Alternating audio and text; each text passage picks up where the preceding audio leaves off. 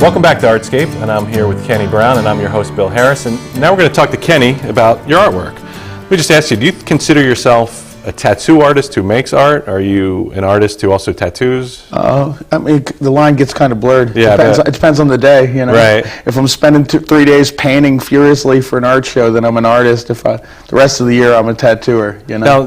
Now, this isn't generally work you tattoo all day. You go home and then make some art. Yes. Yeah. I try and get up in the morning. I like to paint in the morning more than at night. But right. A nice cup of coffee. Yeah. Right. It's nice. Yeah.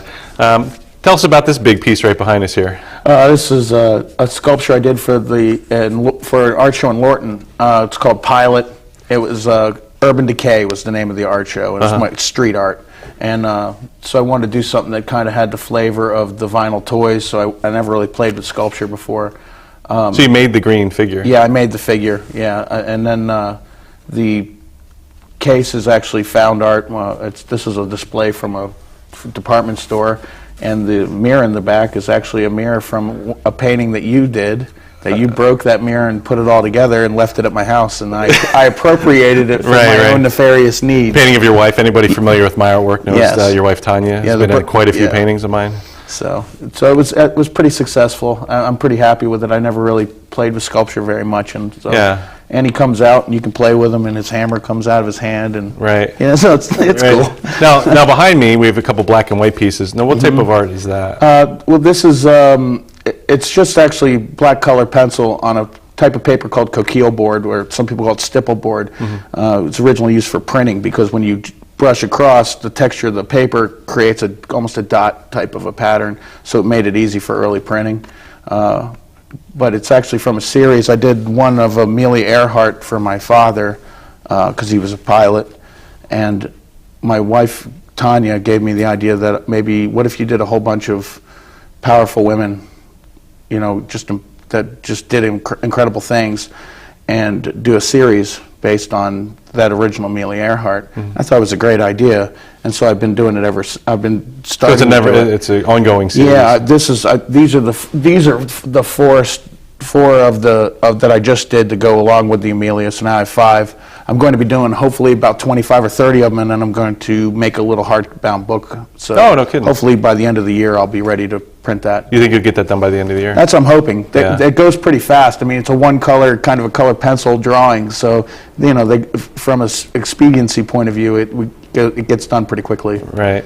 Now, how about the piece behind you, which looks like a back? Is that right? Yes. It's a sort of a Japanese style back piece. Is that a study for a tattoo, or is? Well, I mean, definitely it is. I just painted it because I wanted to paint a back piece. Now, if someone wanted to get that tattoo, I'd give it to them in a heartbeat. You know, they could come in and pay me money to get that as a tattoo.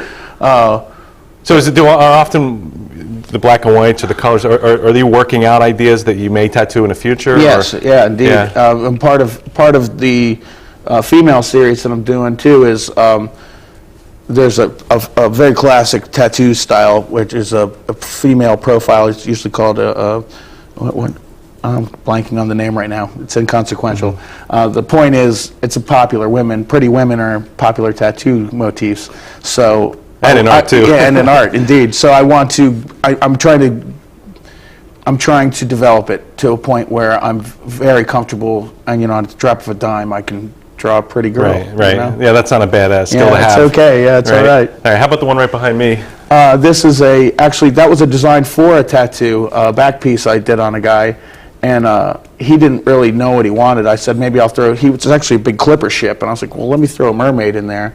So I thought, I never those mummy mermaids, the Fiji mermaids. I've never seen one actually alive, so I thought I'd paint one, a living Fiji mermaid, and I liked it so much I decided to use it as a painting, and that was actually a very interesting artistic endeavor for me, because as I was painting it, I realized that when I do my personal art, it's very deeply emotional to me, I guess, and as I'm creating that, even though I did it of my own free will, I realized I drew it in such a way that I was drawing it with the idea of selling it to a person. So the as a painting or a tattoo? As a tattoo. Okay. And so the fundamental building blocks of it were totally different. It kind of was a really interesting kind of experiment for me that helped me separate and kind of combine my art and my tattoos Well, I think together. also that goes back to, being all your tattoos are commissions, and now you're making art for yourself. You can put your own, life You put experiences. your own experiences in. Yeah, and then that's got to be different. I've been to a few of your art shows, and that's got to be a totally different experience for you.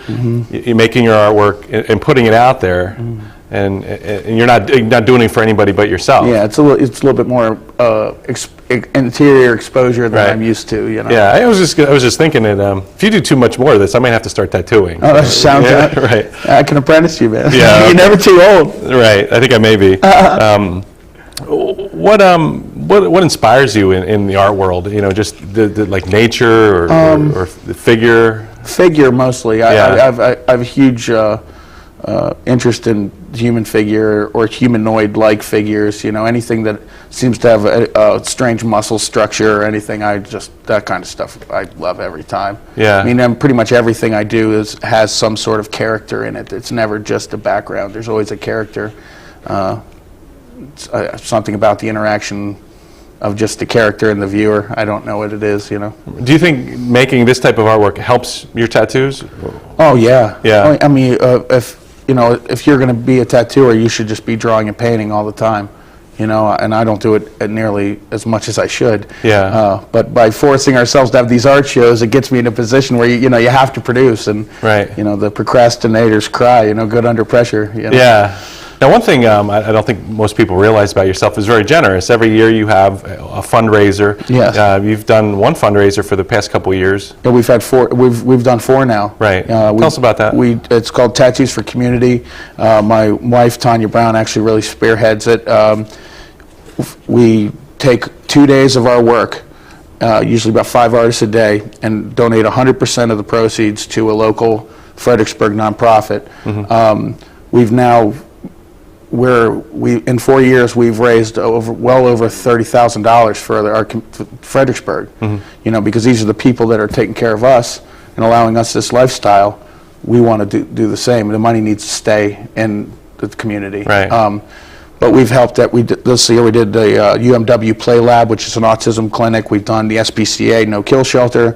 We've done the food bank, and we did Artscape, which is a rape crisis center. And this year we haven't picked a charity yet, but it's on the it's on the agenda. Right. And visit Kenny on Princess Anne Street. Yeah. And Kenny, thanks for joining us today. Thank you. And thank you for being here. I'm your host, Bill Harris, and this is Artscape.